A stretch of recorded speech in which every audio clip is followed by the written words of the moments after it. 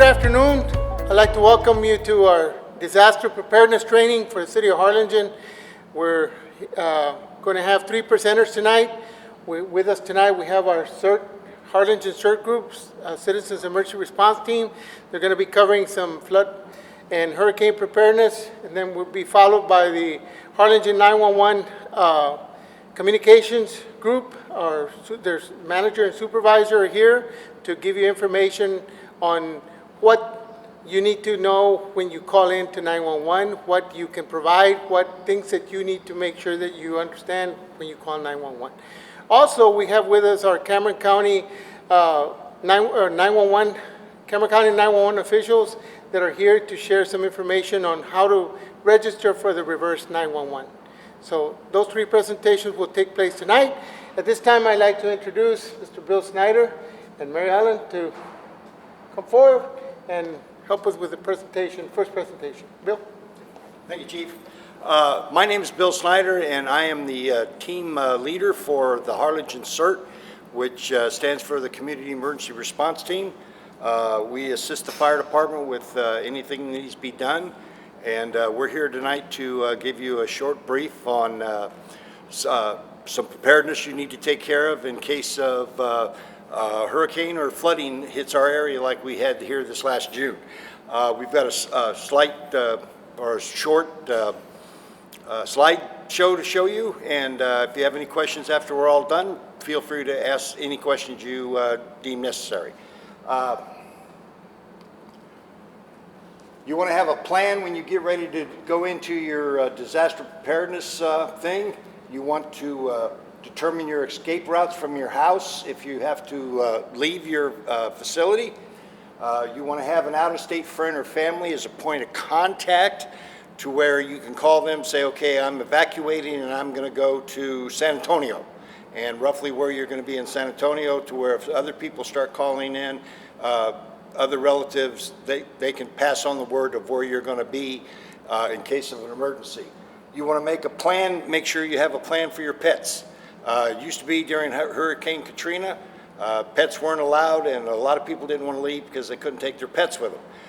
We have in our packets that we've got made up, you've got a thing in there for your pets, medications, who the vet is, along with the normal stuff you would do for your human companions. Some of us, our pets are our family, and the humans have a nice day. Identify your non-perishable emergency and disaster supplies. In the booklet we've provided, there is a checklist that you should have for a go bag for personal items like your medications, change of clothing, and there's some stuff in there you might want to have in case you are going to hunker down to where you've got some emergency equipment to help take care of yourself until the paid first responders get there. You want to make sure your home is covered by hazard or flood insurance. If FEMA does come in and you apply for FEMA care, they're going to require you to get flood insurance for your house, and if something happens and they come back the next year and you have the same damage and you have not gotten flood insurance, FEMA can tell you to have a nice day and they'll deny your claim. Remember, the safest place may not be in your home, but it may be outside the area. Mandatory evacuations if you live in a mobile home park type thing. If it's at a Category 2 hurricane, it's a mandatory evacuation. You're going to be told to leave if you wish not to leave. Just remember that the paid first responders are not going to rush to get back in to save you, because they're going to have to be taking care of other people that had no opportunity to leave. Don't attempt to ride out a hurricane. If you've never ridden out a hurricane before, don't attempt it. They can change at a moment's notice. Have a plan, implement your plan. Practice and maintain your plan, update it annually. I have it to where if we're in a hurricane watch type thing, my car never gets below a half a tank. Always keep your tank full. For one thing, you don't want the gas to automatically go up on you. Make sure you have cash and not your ATM card. If there's a hurricane, we lose power, ATMs don't work. People's not going to do anything. If you have to board up your windows, board them up. prepare your medication bag. We try to say to where you have at least a minimum of 72 hours to take care of yourself. When it comes to medication, we suggest you have at least 7 days. At least 7 days. Make sure you have change of clothing. You don't want to wear the same underwear 3 days in a row. People might not like you anymore. Secure your documents in something that's waterproof. I use food saver bags. I put notarized copies of all my passports, birth certificates, car insurance, home insurance, all in a food saver bag, and I keep it in my freezer. If your house burns down or your house starts to float away, your freezer is going to float along with it, and it doesn't get destroyed in a fire. Excuse me. You want to make sure you have a first aid kit. Like I said, in your book, there's a little grocery list and hardware supplies. If you live in a mobile home park, it's their responsibility to make sure that, and if you own it, make sure it's strapped down and the tie downs are there. Update your plan yearly.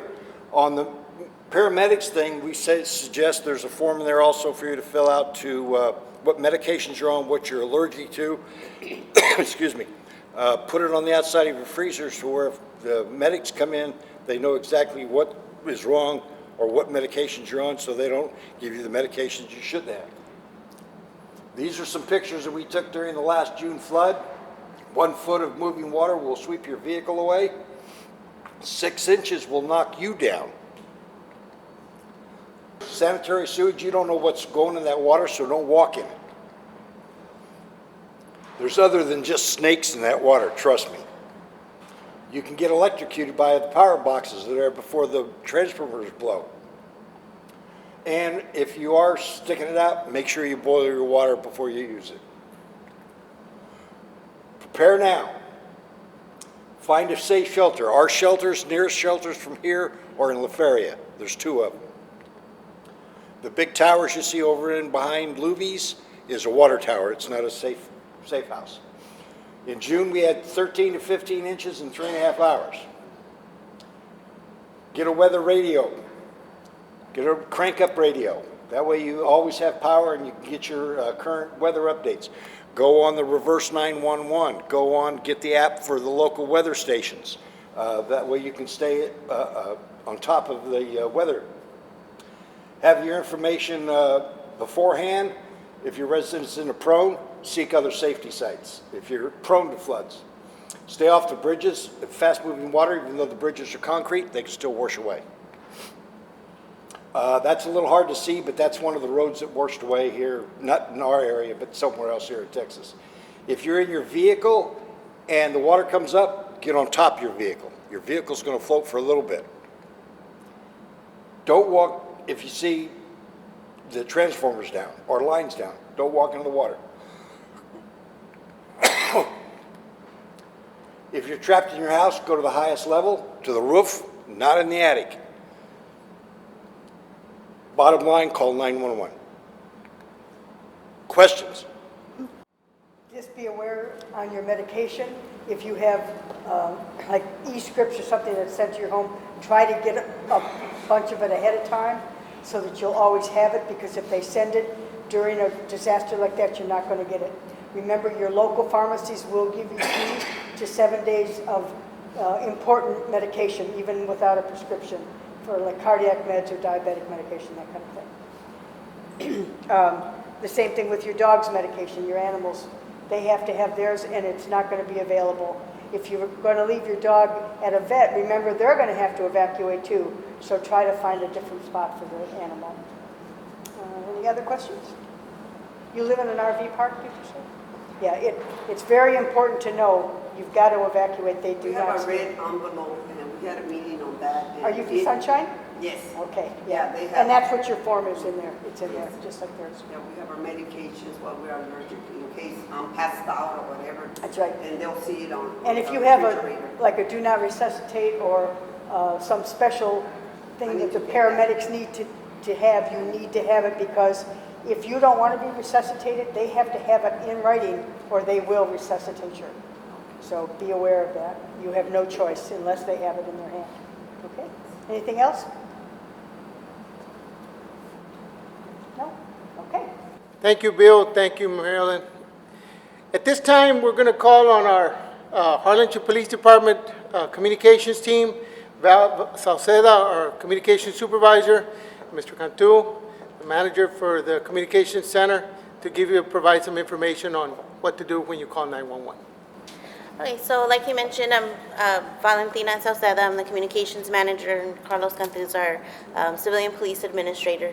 So what we do is we work with 911, and we dispatch for police and fire for the city of Harlingen. EMS has their own private entity, their own private dispatch that dispatches for them. So despachamos los departamentos de policía y bomberos. So we answer life and death emergency calls for 911 and non-emergency, and our non-emergency number is listed here. It's also on the pamphlet that was provided. It's 216-5940, and we answer these lines 24 hours a day, 7 days a week, 365 days a year. Si necesita asistencia, el número para hablar hay alguien que contesta el teléfono 24 horas al día, todo el año. Así es que necesita asistencia de los bomberos, a la policía, a cualquier hora del día pueden hablar. So what information should you provide for 911? So first and foremost, you want to make sure to answer all the questions for the dispatchers, for the 911 dispatchers. It's really important that you know your location. If you're not sure of where you are, if you're not at home, if you have surrounding areas, surrounding street names, buildings, businesses that you see, anything that you can give the 911 dispatcher will help them locate you faster and get help to you a lot quicker. By answering any of the questions that they're asking you, it does not delay response time from the firemen or from the officers. As they're gathering the information, so another dispatcher is getting the information out. El tipo de información que necesitan los operadores de 911 es muy importante que sepan su location o dónde están localizados. Si no saben el nombre de una calle, por ejemplo, pueden usar puntos de referencia como el H-E-B o el Walmart, así para que sepan para dónde mandar la ayuda que necesitan. Y les van a estar los operadores o operadoras preguntando varias preguntas y para tratar de ayudar a que llegue la ayuda más rápido. Si le preguntan preguntando esas cosas no va a causar que la ayuda llegue más tarde. Durante ese tiempo que ellos están hablando con ustedes, ya está la policía, los bomberos en ruta para ayudarlos y darles auxilio. And in flooding and rescue operations, it's important to let the dispatcher know how many people need to be rescued, ages of the adults and children that need to be rescued, and if anybody has any special needs. That way they can relay this to the rescue teams that are responding and make sure they take appropriate equipment. El tipo de información que es muy necesaria es avisarle a la operadora cuántas personas que están con usted que necesita rescate, las edades de las personas, los niños o gente más grande de edad, y así esa información es importante porque con esa información sabemos el tipo de equipo que necesitamos para responder y hacer el rescate. And just make sure, like they mentioned in the CERT presentation, that you have all your your required items needed, ready to go. As soon as you hang up the phone with the dispatcher, get your bag ready, whatever you're going to take with you. That way, when the rescue team gets there, they're able to get you quickly and efficiently and get you out of there, and they can move on to helping the next family in need. Es muy importante que tengan sus cosas listas cuando lleguen los bomberos o la policía a su local. Traten de no llevar nomás las cosas que son muy necesarias, ropa, papeles o documentos importantes, medicaciones que son requeridas, porque no hay mucho espacio en los vehículos que van a estar usando, así es que es muy importante que nomás lleven las cosas que es necesario para mantener en el lugar que van a ir a estar quedándose. Of course, your name and phone number are important. If you should be flooded in your vehicle, just as if you would be flooded in your home, make sure to answer all the questions for the dispatcher. Know your location, as I mentioned, if you're not sure on your location, surrounding areas, reference points. Description of your vehicle, the color, the year, the make, the model, and that will help us if, let's say you do get rescued from your vehicle and your vehicle stays there. Later on, we know what vehicle we're looking for. If it stays in the middle of the road, we know that it was there because somebody was rescued, it wasn't just abandoned there. Si está inundado en su vehículo, es importante que la información que le dé a la operadora es el tipo de vehículo, qué color, si conoce las placas y el mismo tipo de información que le dieron si estaban en su casa, número de personas, las edades y qué es lo que tienen con ustedes. Lo que tienen que saber es que van a ir a rescatar las personas, su vehículo va a quedar ahí para que regresen a un tiempo cuando sea más, cuando el agua ya ha bajado y puedan regresar ahí a recoger su vehículo. What information will we be able to give out to the public? So during any emergency type situations, but especially during flooding information, the dispatchers, the information that they give out is very limited and limited to almost no information. Once we get the locations and we get rescue teams situated, we pass that over to officers or fire department from the rescue team, and they handle all of that information. From there, they dispatch the units out. When we get notifications of flooding streets, we pass that on to our public information officer for the city and for our respective agencies, and they put that information out via social media, news, radio. So it's important to keep up with that information so we can keep the 911 and non-emergency lines open for people that might need to be rescued. Es importante que sepan que los operadores no van a estar dando mucha información acerca de qué es que calles están inundadas o cosas de esos tipos de preguntas. La razón por eso es que ellos tienen el trabajo de asegurar que las llamadas de todos que están llegando sean contestadas y todas las personas que necesitan ayuda agarren esa ayuda. La información que posiblemente están buscando se pasa por medio de televisión, radio y el internet, muchas cosas, Facebook, muchas personas tienen esos tipos de información. Así es que si eso es lo que buscan, ese es el mejor medio de saber. Televisión, radio y Facebook. Will your pets be rescued? As they mentioned with the CERT presentation, it's important to have all of your belongings and as well if you have pets ready. There is no guarantee from our departments that pets will be able to be rescued. It depends on the shelter that is open at the time where we are taking the people. If the shelter allows pets, we will let the persons know that their pets will be rescued. You will need to bring sufficient food, collar, leash, pet necessities, medications for your pets. And then just another thing to keep in mind is that the pets will not be allowed to sleep in the same area as their owners. That is for the health and safety of everyone else in the shelter as well. Las personas que tienen mascotas tienen que saber que no hay garantía que el refugio donde van a ir ustedes acepten a sus mascotas, así es que es posible que no se vayan a poder llevar con ustedes. Pero si el refugio sí las deja, van a tener que traer comida para los perros o los gatos o lo que sea. Medio de controlarlos sería una jaula o una cadena para mantener control de ellos, y también se van a estar situados en una área aparte de la gente donde van a estar durmiendo. So what information will we not give out to the public during major emergencies or flooding situations? As I mentioned, street closures, we try to keep that information flowing through different social media, radio, news, different things of that nature with our public information officers. We won't give out any estimated time of arrival. There's no guarantee as a time frame as to when the rescue teams will get there. We try our best to get everybody situated as quickly and as safely as possible.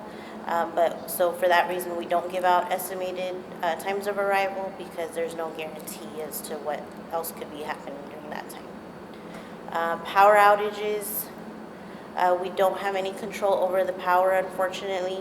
So if the power goes out, the best thing to do is contact your power company and go from there. Usually in our area, if the whole city is out of power, we have generators in our communication center as well as without power, so we don't have any control over that. And then non-rescue rides. So especially during a flooding situation where we're doing a lot of rescues, we will not give non-emergency or non-rescue rides because our priority is the safety and life preservation of our citizens. ¿Qué tipo de información no podemos dar y cosas que no vamos a hacer? Por ejemplo, si nos habla y nos pregunta, necesito rescate y cuándo van a llegar aquí, no les vamos a dar un tiempo fijo porque estamos tan ocupados que no le podemos decir con ninguna seguridad que vamos a estar ahí en 30 minutos o una hora. Llegamos ahí lo más pronto que podemos para ayudarles y rescatarlos. No le podemos dar información acerca de la luz, por ejemplo, si la luz se apaga y no hay electricidad, no tenemos control de eso y no sabemos cuándo sería posible que se regrese la luz. Así es que, como dije antes, este tipo de información es mejor, es más disponible por medio de la televisión y radio. And any questions? And this is our current communication centers, our 911 dispatcher. Son la gente y los operadores y operadoras que trabajan para asistir al público 24 horas al día. Muchas gracias por su atención. Thank you. Thank you, Mr. Cantu. Thank you, Val, for that presentation. At this time, we're going to have a presentation by Mr. Joe Garcia from the Cameron County 911 and talk to you a little bit about the reverse 911 application process. Hi, good evening. My name is Jose Garcia, and I am the 911 Public Educator and Training Coordinator for the Cameron County 911 District.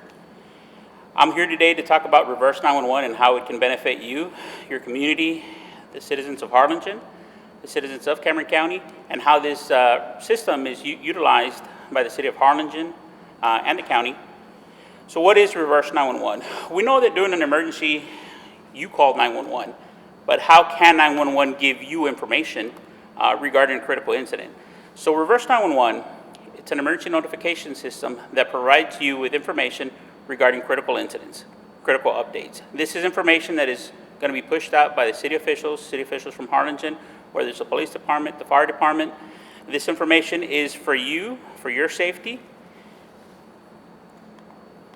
It can deliver notifications to telephones, to cell phones and VoIP phones. VoIP phones are the voice over internet protocol cell phone or phones. What's it used for? Okay, the basic use for this is to give you an emergency notification. There's some type of emergency activity or some type of public health activity in your area or that is a concern for safety for you. So the agencies can utilize this system to send you this critical information, and it is only used for emergencies. For example, if we have severe weather and there's a flood, the city of Harlingen is not going to utilize this tool to send out sandbag distributions. They have other methods to give you that information, but they will give you information as to where the flood is, who's being affected, and what type of operations they have going on to help with the flood. The main concern here is the hazardous weather. It is flooding. City of Harlingen officials can use this to provide you with information. If you need evacuation from your house, you're going to call 911. But what's going to happen to the 911 center is that might be overwhelmed with the number of phone calls. They can use this technology to push out information to tell you there's specific rescue operations going on within a certain neighborhood because you're evacuating people because of flooding, or they can send a citywide alert. Just depends on the situation and on the emergency going on. Up here, you're going to see an example of an emergency notification. The example up here is, this is an emergency message, a chemical spill has occurred, shelter in place, or they're going to ask you to evacuate. In the event of flooding, they could send you a notification. There is a rescue operation going on for this neighborhood, which has been, or which is flooded. And how does it work? How do I get that information? Well, you're gonna have to create an account, okay? This account's absolutely free. You're gonna need an email. You're gonna need to register your address, okay? And that notification is gonna be specific for the address that you register with the phone numbers you register, okay? So if there was an incident that happened at the mall, but you don't live within that area, if the city of Harlingen issued a citywide alert, then you'd be getting that information because as long as you live within the city of Harlingen, okay? Now, if it's specific to your neighborhood, you might get a notification there's some type of incident or investigation going on within your neighborhood, and they can target that specifically to your neighborhood. So it's geographic specific based on the information that the agencies or the city of Harlingen would like to push out. Okay. You're going to get a pre-recorded message, okay, with those instructions, okay? It could be used to advise you of a situation or to give you instructions of how to proceed, okay? Note that your caller ID will reflect camera 911, okay?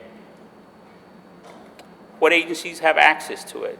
There's a list on this PowerPoint of the agencies that have access to it. If you don't see your city on this list, okay, that information is going to come from the county. The county will cover the notifications if your agency is not on our list. Okay? But most important, how do I register for this free program? Okay, to register for it, go to CameronCounty911.com. Okay, scroll down to the bottom of the page. You're going to click the first link that says sign up for alerts. That will take you to a reverse 911 cell phone registration page.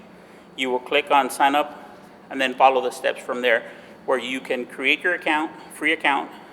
We do ask that you come back and review your account and update it. So if you change phone numbers, if you change addresses, if you get a new email address, we do ask you that you come back and visit our page so you could update your information.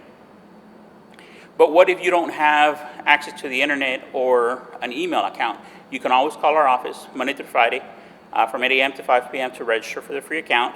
The number is 1-855-879-1911, and it's posted on our PowerPoint. Once again, the number is 1-855-879-1911.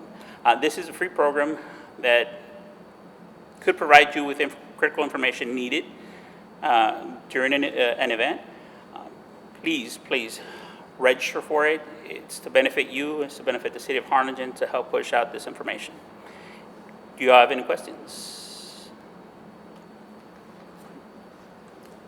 Thank you very much.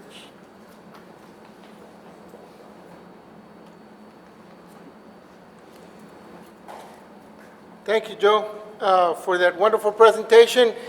I'd like to thank also Mr. Bill Snyder, Mary Ellen, Val, Mr. Cantu, for your presentations this evening. This concludes our presentations on behalf of the City of Harlingen and the Harlingen Emergency Management and Harlingen Fire and Police and the Cameron County 911 representatives. We thank you for coming by tonight and listening to these presentations. And if we can further assist you, as was mentioned to you, please feel free to call on us.